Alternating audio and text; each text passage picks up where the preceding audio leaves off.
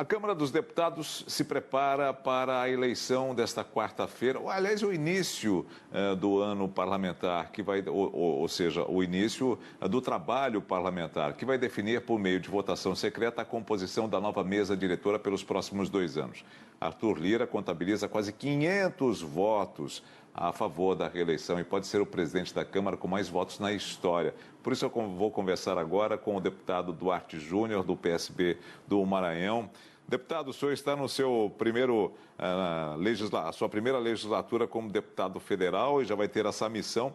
É óbvio que acredito que seja um pouquinho mais fácil, né? Afinal de contas, me parece ser o candidato Arthur Lira aquele que vai levar a vantagem completa, como eu falei, que quase 500 votos ou até 500 votos. Como o senhor vê toda essa situação? Boa tarde a todos que nos acompanham aqui pelo Band News. É um prazer falar com todos vocês. Na verdade, não existe tanta facilidade assim. O que ocorreu foi a busca por um caminho correto, o caminho que o Brasil precisa, que é o diálogo. O diálogo é fundamental para que a gente possa reconstruir a democracia, reconstruir a credibilidade das instituições e resgatar a confiança das pessoas na política e nos políticos. O artigo 2º da Constituição Federal de 88 ele é muito claro. Os poderes eles são harmônicos e independentes entre si. E é isso que o presidente Lula tem buscado junto com o parlamento, assim como o Lira, atual presidente, buscando a sua reeleição, tem buscado com o Poder Executivo. E nos diálogos que estamos realizando aqui dentro da Câmara, pelo PSB, como deputado federal, a nossa bancada, tanto do Maranhão como a bancada, buscando a harmonia desses interesses para que o Brasil possa, de fato, avançar garantindo direitos, garantindo resultados. As pessoas não querem ligar a televisão e ver os políticos brigando. Isso não resolve o problema de ninguém. Quem está assistindo aqui o jornal agora, seja na sua casa, seja no trabalho, quer que o seu direito seja garantido. Quer dinheiro no bolso, comida na mesa, quer menos briga e mais solução. E é por isso que esse diálogo é fundamental para que a gente possa avançar enquanto nação. Deputado, a gente sabe que em política os adversários às vezes são momentâneos, né? E eles podem virar parceiros, né? Coligações e tudo mais. No caso do presidente da Câmara, o atual presidente da Câmara, Arthur Lira, ele era um parceiro, né? Do ex-presidente Jair Bolsonaro. Isso não trouxe nenhum incômodo, por exemplo, ao seu partido, o PSB, que faz parte da base do partido do presidente Luiz Inácio Lula da Silva? Olha, Nelson, não houve nenhum tipo de incômodo, pelo menos da minha parte também, por parte dos deputados federais do PSB, porque a gente não pode pessoalizar os debates enquanto há um debate eleitoral. A campanha acabou, se desmonta os palanques e se busca dialogar com os diferentes, entendendo que existem pontos de semelhança. A gente precisa entender que todos nós somos diferentes, e essas diferenças elas precisam ser respeitadas por menores que elas sejam. E entender que, quando a gente identifica o que há em comum, a gente percebe que há muito mais pontos em comum do que pontos em divergência. Então, não vejo nenhum tipo de animosidade. A legislatura passada finda hoje, se inicia uma nova legislatura, o presidente Lula tomou posse no dia 1º, com uma série de expectativas, com muita esperança por parte de todos nós brasileiros, num país que nós não podemos negar. Há ainda uma divisão. E para acabar com essa rivalidade que separou muitas famílias, que tem só nos prejudicado enquanto nação, é que esse diálogo ele é fundamental. Então, os problemas da campanha ficam na campanha, e por mais que o Lira tenha sido um aliado de primeira hora do presidente Jair Bolsonaro, a gente não está discutindo aqui amizade ou preferência pessoal. A gente está debatendo enquanto instituições, enquanto poder legislativo, enquanto Congresso Nacional, Câmara dos Deputados, Poder Executivo e algo muito maior do que eu, do que o Lira, do que o presidente Lula, que é a necessidade das pessoas, é a necessidade da nossa nação poder avançar, poder gerar emprego, poder gerar renda, poder de fato resolver o problema de cada um de nós, o problema da nossa sociedade, que é acabar com a fila da saúde, poder garantir mais inclusão, mais respeito às pessoas com deficiência, poder fazer com que as pessoas possam progredir, poder aumentar os postos de trabalho, poder garantir o direito do trabalhador, poder garantir que o empreendedor ele possa empreender, ganhar dinheiro e progredir enquanto nação. Essa é a nossa prioridade, é isso que eu entendo que de fato é importante para todos nós. Em divisões aí, o senhor vai ter, o senhor e a sua base vão ter muito trabalho, afinal de contas, a oposição é muito grande, são 99 deputados, por exemplo, só do PL, né, vai ser a maior bancada. Como o senhor encara essa... Vai ser um trabalho danado, né, de convencimento e até de luta parlamentar, lógico, luta política.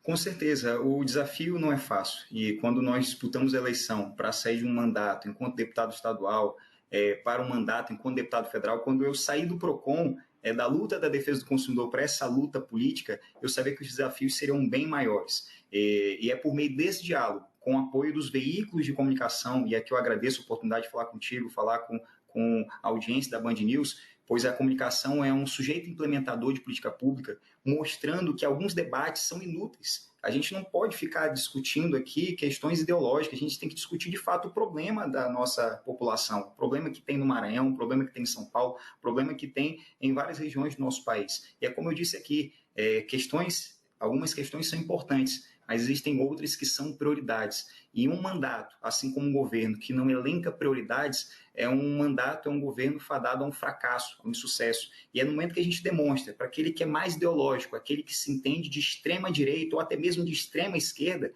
os extremos, na minha visão, são equivocados. A gente tem que buscar o diálogo, mas buscando a centralidade da razoabilidade das prioridades, como, por exemplo, a fila da saúde. As pessoas precisam ter acesso aos seus direitos básicos, saúde, educação, acesso à oportunidade de trabalho, acesso ao lazer. Então, no momento que a gente explora esses assuntos, demonstra que determinados outros temas não são tão importantes para o nosso próprio mandato, principalmente para a população, a gente consegue esvaziar esse discurso muito mais segregador e a gente começa a avançar naquilo que de fato é importante.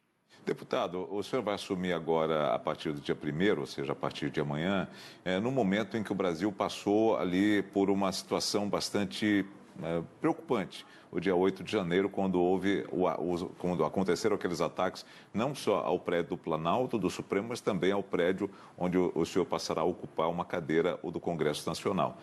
Enfim... Eu queria que o senhor falasse um pouquinho dessa situação, como vocês vão trabalhar para que uma situação como essa não aconteça mais, para que a gente não esqueça desse momento, mas para que esse momento fique só no passado e nos livros de história. Olha, Nelson, essa de fato é uma pergunta muito interessante, porque quando a gente vai aprofundar o conhecimento sobre os teóricos do direito, como por exemplo Bourdieu, a gente percebe que as ações elas possuem um caráter simbólico. E o resultado que ocorreu no dia 8 nada mais é do que a consequência de uma série de discursos e ações extremistas que fizeram com que as pessoas perdessem a sua credibilidade, a perspectiva, a esperança em instituições como o próprio Supremo Tribunal Federal e praticassem aqueles atos que são atos criminosos, já previstos como crimes tipificados pelo Código Penal brasileiro, mas agissem como se não fossem punidos por aquilo. O que a gente percebeu foi que crimes foram praticados e o próprio criminoso, mesmo sabendo que ninguém é obrigado a constituir prova contra si, eles mesmos se filmaram. Então, a sensação de impunidade e a sensação de que aquilo que estava sendo feito era correto e que ninguém seria punido por aquilo é consequência do perecimento das instituições muito por esse discurso extremista. Então, são várias ações que precisam ser praticadas e eu gostaria de elencar duas aqui como prioridade. Primeiro é a postura do parlamento, a postura dos parlamentares. Cada um vem de um local do país com a sua história, com as suas causas prioritárias. A gente precisa saber dialogar com os diferentes e respeitar as diferenças. E esse exemplo vai chegar nas famílias, esse exemplo vai chegar nas comunidades, nas ruas de todo o país. E a segunda ação é esse pacote pela democracia, do meu estado, foi juiz federal, foi governador do Maranhão, entregou ao presidente Lula para que fosse encaminhado ao Congresso Nacional. Esse pacote pela democracia, ele traz 3 pontos, onde aqui eu destaco um deles, que é o aumento das penas para aqueles que praticam atos contra as instituições, contra a democracia, atos terroristas, faz uma dosimetria da pena, como, por exemplo, separando a pena para quem financia, para quem de algum modo instiga, para quem organiza esses eventos, e assim a gente acaba criando um caráter mais pedagógico, coercitivo e, sobretudo, punitivo da pena, como aprendemos nas leituras do livro de César Beccaria. Deputado, o senhor acredita que precisa haver algum tipo de reformulação, algum tipo de reconstrução, ou até de releitura das nossas leis penais, das nossas leis que comandam esse sistema prisional, enfim, porque exatamente muitos desses se sentem impunes, né? A gente percebe que cada vez mais o crime tem aumentado. Então, a gente está falando hoje de um crime que aconteceu diretamente contra o governo federal, né, contra os parlamentares e contra a justiça, mas a gente também não pode esquecer o crime que o cidadão comum sofre todos os dias nas grandes cidades e mesmo nas pequenas. Como lidar com tudo isso? Olha, Nelson, eu diria que não só a questão do Código Penal, mas principalmente do Código Processo Penal. O processo ele tem demorado muito. A gente precisa rever até a questão da competência para apurar determinados crimes, trazendo aí talvez a competência de alguns casos saindo do STJ, indo para o STF, para que situações como, por exemplo, o caso da Botkiss, até hoje os culpados não foram responsabilizados pelos crimes que cometeram.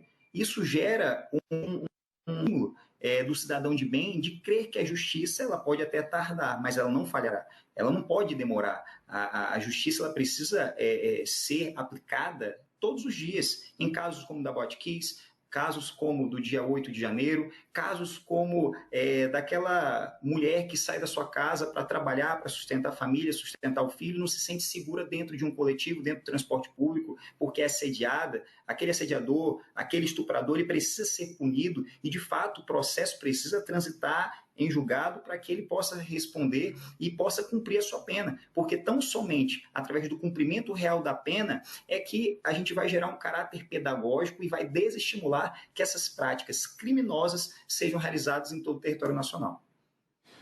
Deputado Duarte Júnior, um bom início de mandato parlamentar ao senhor, que obviamente tenha muito trabalho, que o senhor possa vencer nas suas propostas, né? E que o povo do Maranhão fique muito feliz com o seu trabalho à frente do parlamento, à frente da Câmara dos Deputados. Amém. Eu agradeço a você, Nelson, a todos da Band News pela oportunidade e, como eu disse, ao povo do Maranhão, vou repetir aqui ao povo de todo o país. Vocês vão ter muito orgulho de todo o trabalho que nós vamos fazer aqui na Câmara dos Deputados, pois nós estamos aqui para praticar boa política, a política das pessoas, pelas pessoas e para as pessoas. Muito obrigado e boa tarde a todos. Um abraço ao senhor, bom trabalho.